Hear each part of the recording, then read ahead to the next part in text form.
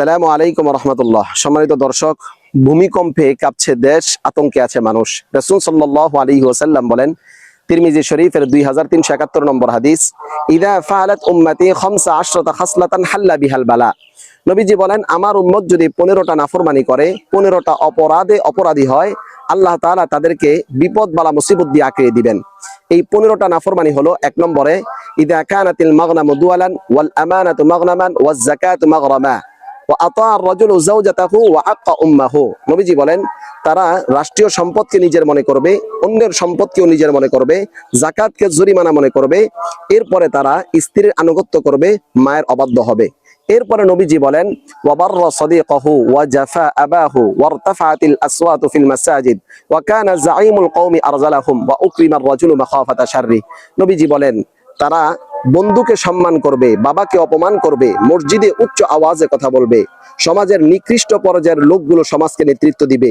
এরপরে নবীজি বলেন, মানুষ মানুষকে সম্মান করবে তার অনিষ্টতা থেকে বাঁচার জন্য। ওয়াশুরিবাল খুমুরু ওয়া লুবিসাল হারিরু ওয়াত্তাখাযাতিল কাইনাতু ওয়াল মাআজিফু ওয়া লাআনা আখিরু হাদিহিল উম্মতি আউওয়ালাহা। নবীজি বলেন, তারা মদ পান করবে, পাতলা পোশাক পরিধান করবে, তারা নর্তকীদের প্রতি আকৃষ্ট হয়ে যাবে, বাদ্যযন্ত্রের প্রতি আকৃষ্ট হয়ে যাবে। সর্বশেষ নবীজি বলেন, আমার উম্মতের শেষ জামানার লোকগুলো পূর্বের উম্মতদের গালমন্দ করবে, তাদেরকে বকাবাদ্য করবে। ফালইয়াকতারিবু ইনদা যালিকা রিহান হামরা আও খসফান আও মাসখা।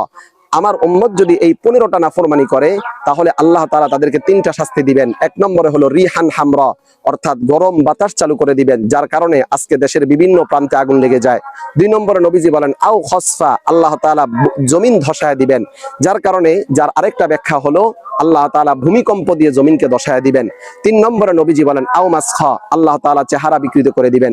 সম্মানিত শ্রোতা মণ্ডলী, এই 15টা নাফরমানি আমাদের মধ্যে আজকে চলছে। আমরা এই 15টা অপরাধী হয়ে গেছি। কাজেই আমরা সবাই তওবা করে আল্লাহ তাআলার কাছে ক্ষমা চাই, তাহলেই আল্লাহ তাআলা আমাদেরকে ভূমিকম্পের মতো শাস্তি থেকে হেফাজত করবেন। আসসালামু আলাইকুম ওয়া রাহমাতুল্লাহ।